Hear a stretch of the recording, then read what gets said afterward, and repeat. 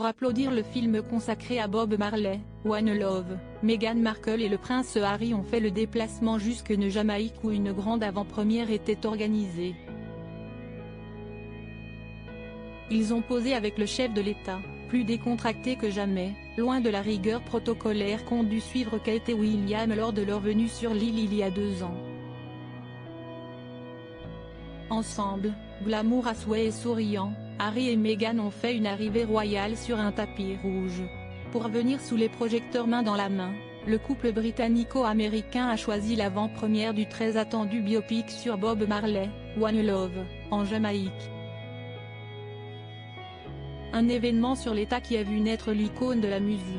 À cette occasion, Meghan Markle, 42 ans, a choisi un look noir composé notamment d'une jupe maxi longue Carolina Herrera, créatrice qu'elle affectionne tout particulièrement, tandis que son époux Harry, 39 ans, a misé sur un costume bleu marine qu'il a associé avec une chemise blanche déboutonnée au col, preuve de décontraction ultime.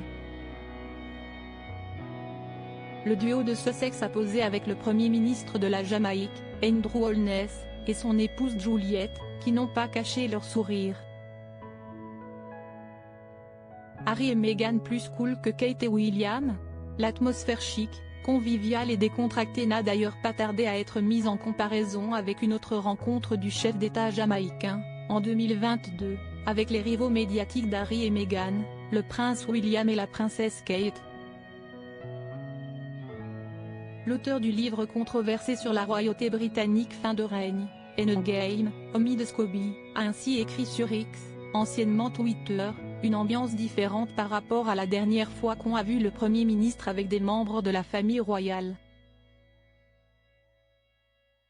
L'événement auquel fait référence ce proche de Meghan Markle est la rencontre du prince William et Kate avec Andrew et Juliette Holness à Kingston lors de leur visite officielle dans les Caraïbes pour marquer le jubilé de la reine le 23 mars 2022.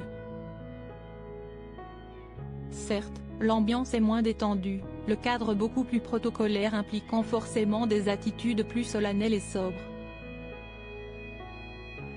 La dernière venue de Meghan et Harry dans les Caraïbes s'explique par le mariage de l'ami du cadet de Diana et Charles, Tom Skip en 2017. Une noce durant laquelle le prince aurait réalisé que l'héroïne de Suits était la femme de sa vie, selon le livre de Katie Nicholl, Harry, Life, Loss, and Love. Quelques jours avant la présentation du film One Love, le prince Harry était apparu à la soirée des légendes de l'aviation à Beverly Hills, où il a été honoré. CST John Travolta, connu pour avoir dansé divinement avec sa maman Lady Diana à la Maison Blanche en 1985, qui lui a remis ce prix. Cette fois-là, Harry n'était pas accompagné de son épouse et maman d'Archie et Lilibet qui aurait annulé à la dernière minute car l'un de ses enfants serait tombé malade. Harry et Meghan très scrutés alors que Kate et Charles III sont hospitalisés. Les déplacements de Harry et Meghan sont d'autant plus commentés qu'ils ont lieu alors que sa belle-sœur Kate a subi une opération à l'abdomen dans la prestigieuse London Clinic et que son père Charles III est hospitalisé lui pour une intervention pour une hypertrophie bénigne de la prostate. D'après le magazine Hello, Harry et Meghan auraient contacté le roi et la princesse de Galles pour leur faire part de leur soutien et leur souhaiter un prompt rétablissement.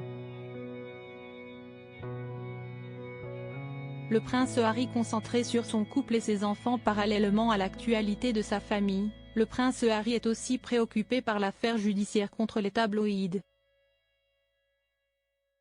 Il a renoncé à sa procédure en diffamation contre la société éditrice du tabloïd britannique Mail on Sunday, qu'il avait attaqué concernant un article relatif à sa protection policière quand il se rend au Royaume-Uni. Harry est concentré sur cette affaire et sur la sécurité de sa famille, plutôt que sur des procédures juridiques qui donnent une plateforme continue aux fausses affirmations du Mail il y a toutes ces années, a réagi un porte-parole du duc de Sussex.